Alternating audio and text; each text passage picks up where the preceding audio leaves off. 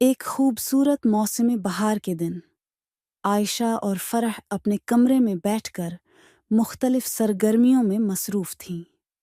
عائشہ اپنی کتاب میں غرق تھی، جبکہ فرح اپنے رنگین کاغذوں اور رنگوں کے ساتھ کچھ تخلیقی کام کر رہی تھی۔ فرح نے اچانک عائشہ کی طرف دیکھا اور کہا، عائشہ، مجھے ایک مدد چاہیے۔ تم نے ہمیشہ بڑے منصوبے کیسے تیار کیے ہیں؟ کیسا منصوبہ؟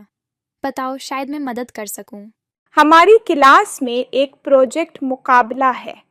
ہمیں ایک ایسی چیز بنانی ہے جو ہمارے خیال میں سب سے منفرد ہو اور مجھے سوچنے میں مشکل ہو رہی ہے۔ اچھا، تو ہمیں یہ سوچنا ہوگا کہ کیا بنایا جا سکتا ہے۔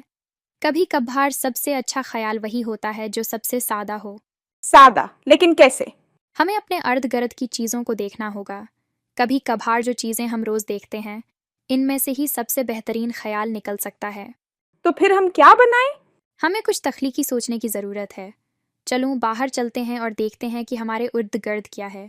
دونوں بہنیں گھر کے باغ میں نکل گئیں، جہاں سبز پودے، رنگ برنگے پھول اور پرندوں کی چہچہاہٹ تھی۔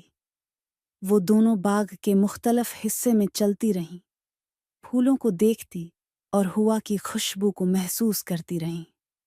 عائشہ نے اچانک کہا، یہ پھول کتنے خوبصورت ہیں۔ ہمیں پھولوں کی مختلف اقسام کے بارے میں ایک تعلیمی پروجیکٹ بنانا چاہیے، جو لوگوں کو پھولوں کے فوائد اور ان کی اہمیت کے بارے میں آگاہ کرے۔ یہ تو شاندار خیال ہے۔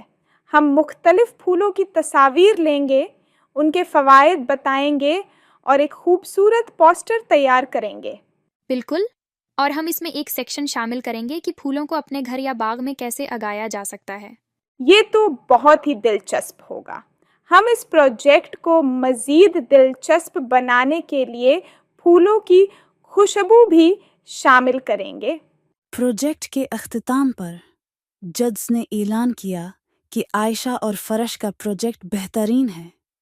دونوں بہنیں خوشی سے جھوم اٹھیں اور انعام کے طور پر ایک خوبصورت ٹرافی حاصل کی۔